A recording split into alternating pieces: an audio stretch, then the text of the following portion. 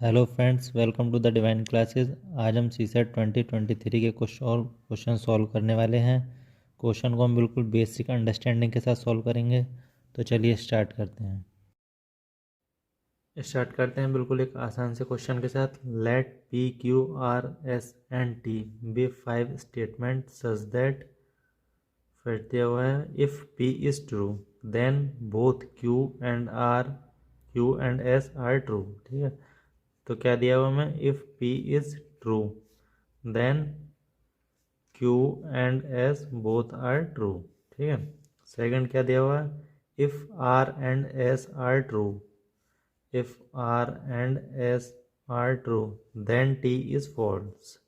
तो टी क्या होगा हमारा, फॉल्स होगा। ठीक, which of the following can be concluded. तो फर्स्ट क्या दिया हुआ, इफ टी इज ट्रू, अगर टी ट्रू है then at least one of the P and R must be false. अगर पी ट्रू है तो पी और एंड आर में से किसी एक को फॉल्स होना पड़ेगा।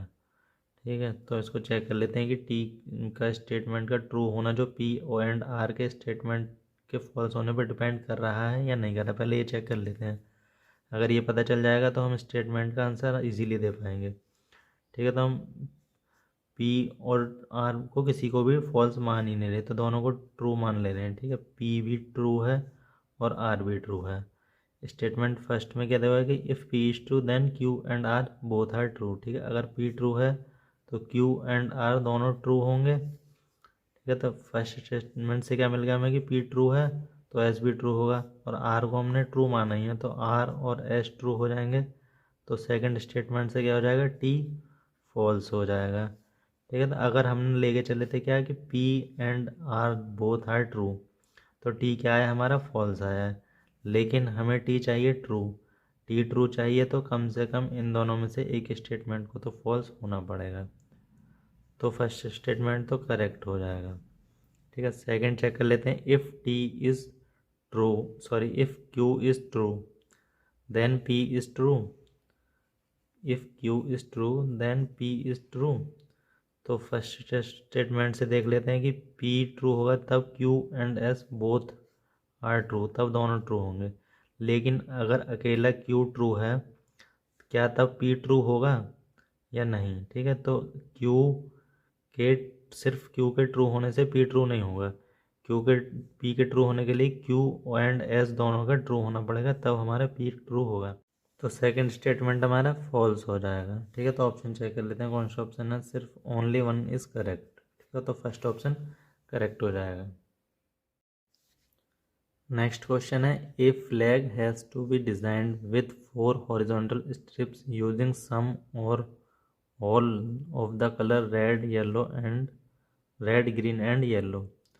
So what is the number of different ways in which this can be done so that no two adjacent strips have the same color। ठीक है, तो फ्लैग की 4 स्ट्रिप्स हैं, इसको बना लेते हैं। 1 2 3 और 4। ठीक है, तो हमें ये 3 कलर करने हैं, रेड ग्रीन और येलो। लेकिन किसी भी रेगुलर एडजेंट का मतलब रेगुलर स्ट्रिप में सेम कलर नहीं होना चाहिए। तो अगर हमें इसमें कलर करना है तो हम कितने तरीके से कर सकते हैं, या तो हम रेड कर दें या ग्रीन कर दें या येलो कर दें। तो इसको 3 तरीके से फिलअप कर सकते हैं। ठीक है, तो हमने मान लिया कि हमने इसमें रेड कलर कर दिया। अब हमें नेक्स्ट में कलर करना है, तो नेक्स्ट में रेड तो नहीं कर सकते क्योंकि उसने कहा है कि no two adjacent strips have the same colour. तो हम इसको या तो ग्रीन कर सकते हैं या येलो कर सकते हैं, मतलब 2 तरीके से कर सकते हैं। तो मान लेते हैं कि हमने इसमें ग्रीन कर दिया। अब नेक्स्ट की बारी, तो नेक्स्ट में हम क्या कलर कर सकते हैं, ग्रीन तो नहीं कर सकते, या तो रेड कर सकते हैं या येलो कर सकते हैं। तो इसको भी हम 2 तरीके से कर सकते हैं। तो यहाँ मान लिया कि हमने येलो कलर कर दिया। ठीक है, फिर नेक्स्ट के लिए, अब नेक्स्ट में हम येलो नहीं कर सकते, रेड कर सकते हैं या ग्रीन कर सकते हैं। तो इसमें हमने कोई सा भी रेड या ग्रीन में से कोई सा भी कर सकते हैं। ठीक है, तो इसको भी हम 2 तरीके से फिलअप कर सकते हैं। तो अब काउंट कर लेते हैं कितने तरीके हो गए। ठीक है, 3 × 2 × 2 × 2, 3 टू जा 6, 6 टू जा 12, 12 टू जा 24। तो option C is correct. Next question है, consider the following statement in respect of 5 candidates P, Q, R, S and T। 2 statements are true and 1 statement is false. ठीक है, तो हमें 2 स्टेटमेंट तो ट्रू दिए हुए हैं, एक स्टेटमेंट फॉल्स दिया हुआ है।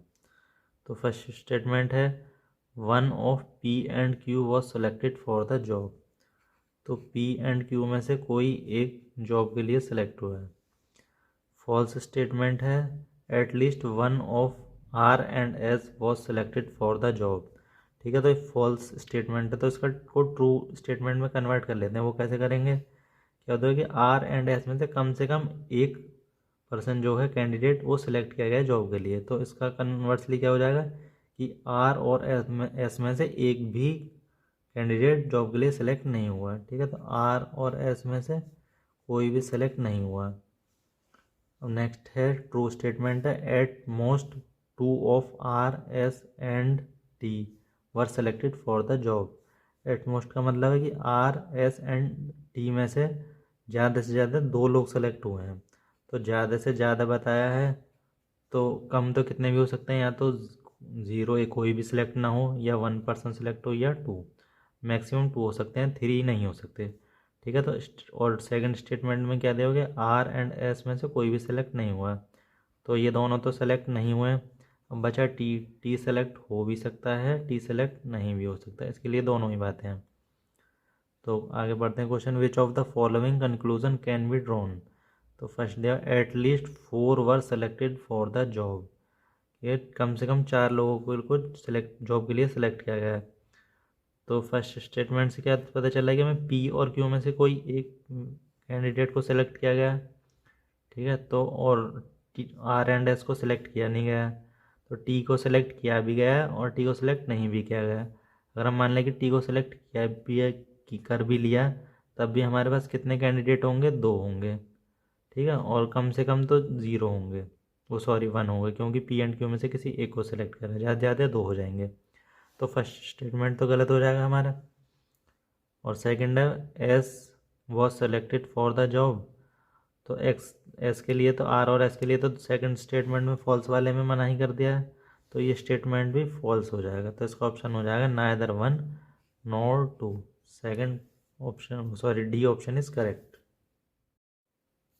नेक्स्ट क्वेश्चन है, D is a 3 digit number such that the ratio of the number to the sum of its digit is least.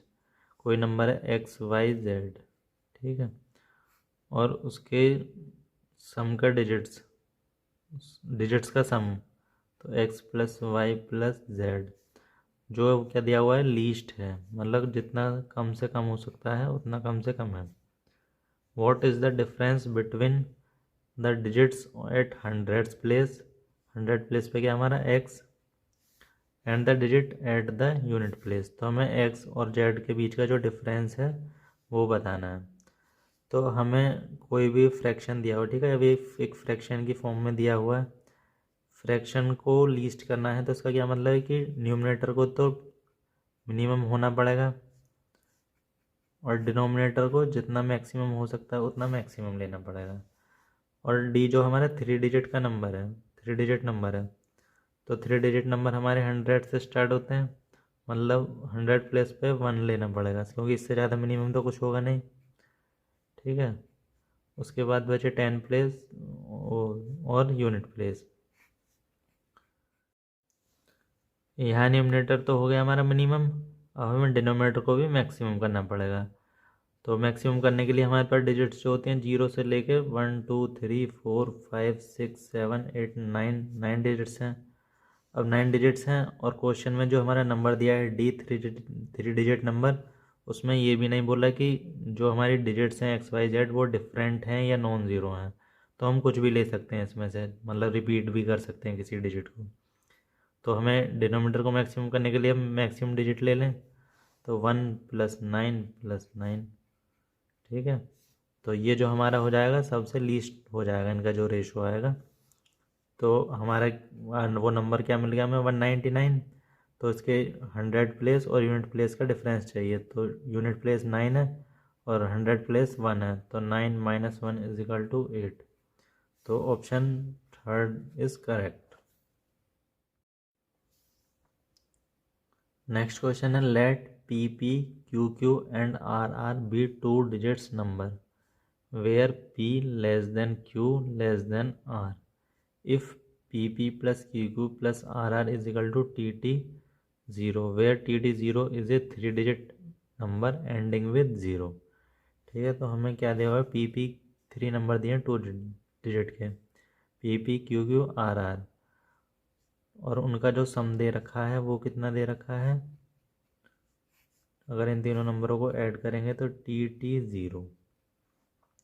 और एक कंडीशन हमें ये दी हुई है कि P जो है लेस देन है Q से और Q लेस देन है R से, मतलब तीनों नंबर जो डिसेंडिंग ऑर्डर में या असेंडिंग ऑर्डर में है।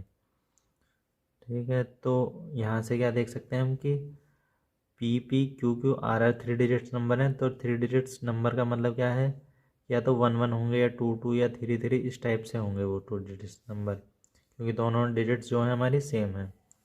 अब P plus Q plus R, इन तीनों का अगर हम ऐड करेंगे तो हमारा 0 आना चाहिए, तो P plus Q plus R 0 आना चाहिए। तो हमारी डिजिट्स जो होती हैं 0 से 9 तक होती हैं, 9 तक होते हैं। 1 को तो हम कंसिडर करेंगे नहीं, क्योंकि 1 कंसिडर करेंगे किसी में भी तो वो नंबर हमारा 0 0 हो जाएगा, मतलब सिंगल डिजिट नंबर रह जाएगा। अगर हम इसको 9 ही ले लें तीनों को, 9 + 9 + 9 तो 27 आ जाएगा हमारा। तो इन तीनों का सम हमेशा 27 से लेस देन रहेगा। ठीक है, तो लेस देन रहेगा तो लेस देन में उसमें 10 भी आएगा और 20 भी आएगा, क्योंकि हमें 0 चाहिए। दो ही ऐसे नंबर हैं 0 से 27 तक, मतलब 0 से बड़ा, क्योंकि इनका सम 0 भी नहीं हो सकता ना।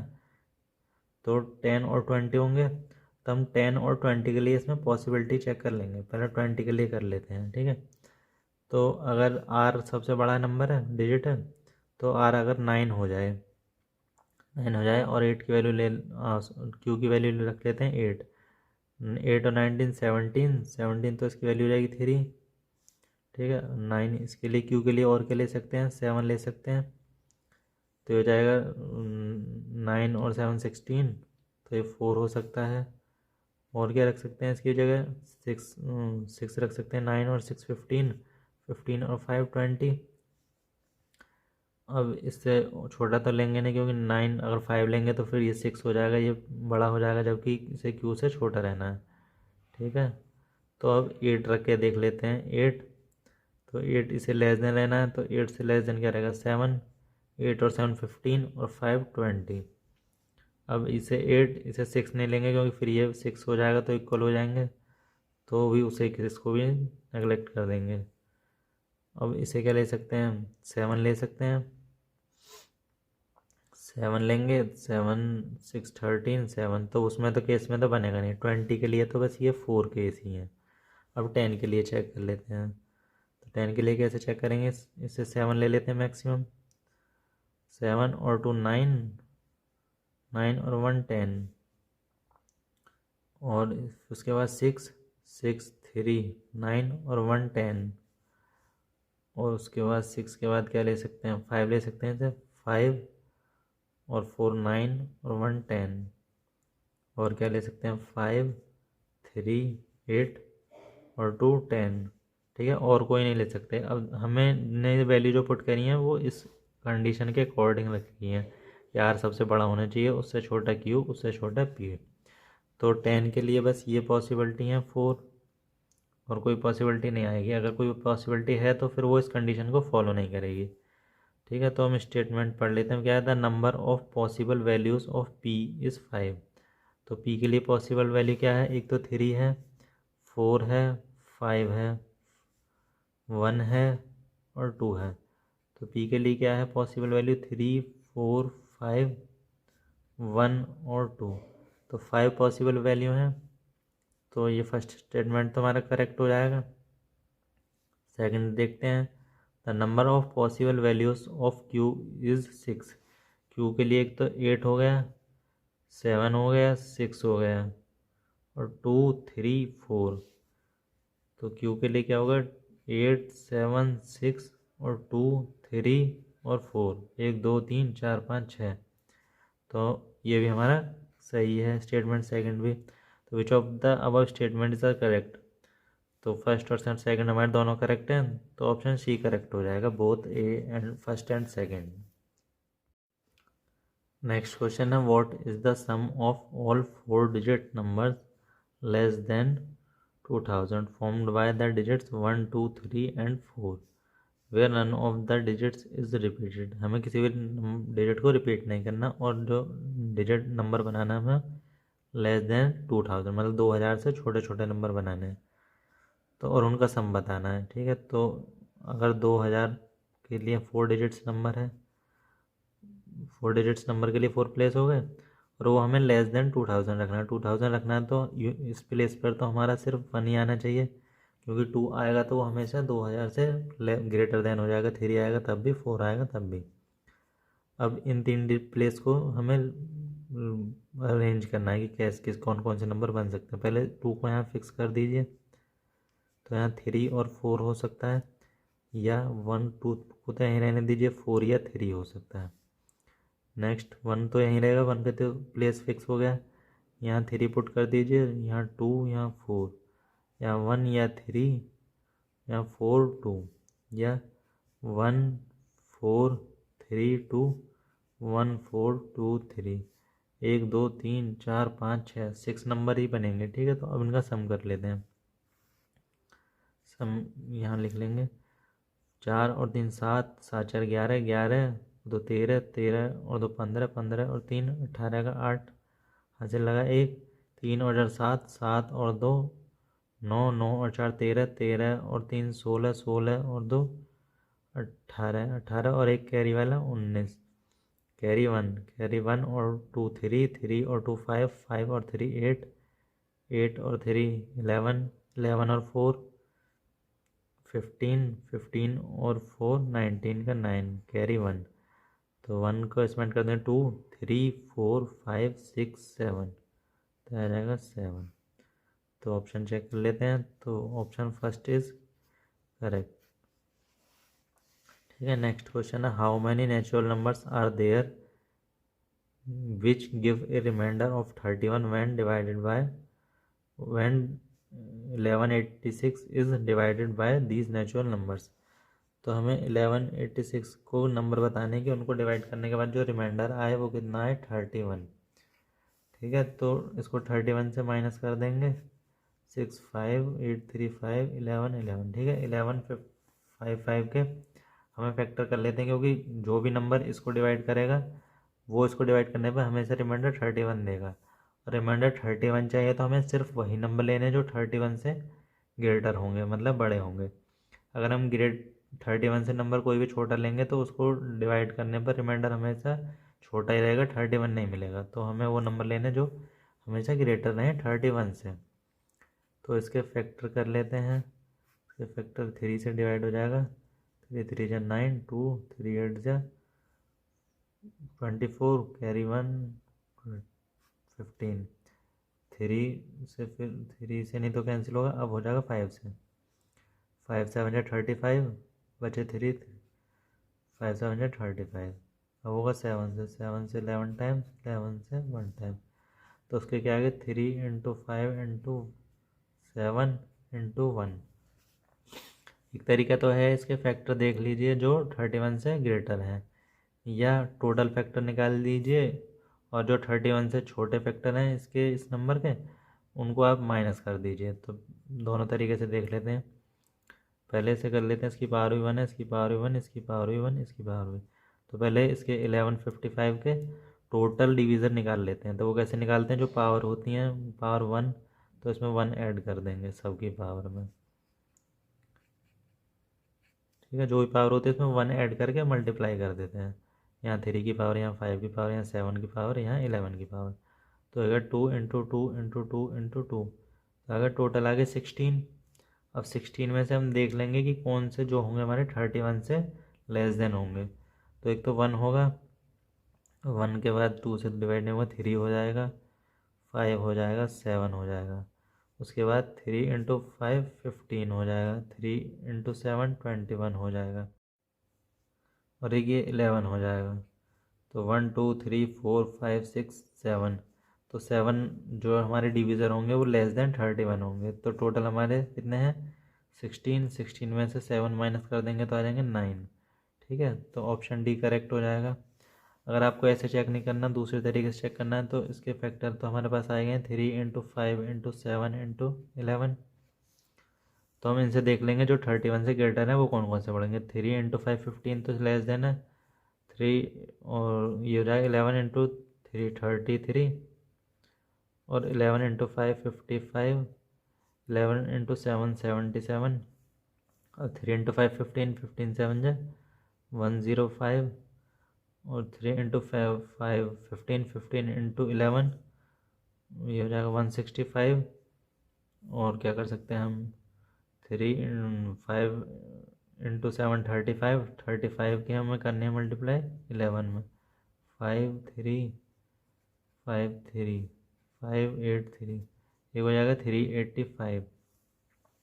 एक कर सकते हैं 7 इंटू 3 21, 21 की मल्टीप्लाई कर सकते हैं 11 में, तो ये जाएगा 231। और एक नंबर हो जाएगा 5 इंटू 7 35, वो भी 31 से ग्रेटर है। और एक बार इन सभी की मल्टीप्लाई कर देंगे तो वो आ जाएगा 1155। ठीक है, तो 1 2 3 4 5 6 7 8 9, तो भी हमारे पास 9 डिवीज़र आ गए। मतलब 9 ऐसे नंबर है जिसको हम जिससे हम इस नंबर में डिवाइड करेंगे तो रिमाइंडर 31 आएगा। ठीक है, तो दोनों तरीके से आप निकाल सकते हैं। नेक्स्ट क्वेश्चन है the letters of the word this are arranged alphabetically in reverse order. हमें जो है इसको रिवर्स ऑर्डर में लगाना है। तो how many positions of the letter या लेटर्स विल रिमेन अनचेंज्ड। जो जिन लेटर्स की पोजीशन चेंज नहीं होगी हमें उन लेटर्स बताने की कि वो कितने लेटर्स हैं। ठीक है, तो पहले इसे लिख लेते हैं, इसको थोड़ा फेस दे के लिखते हैं। INCOMPHENSIBI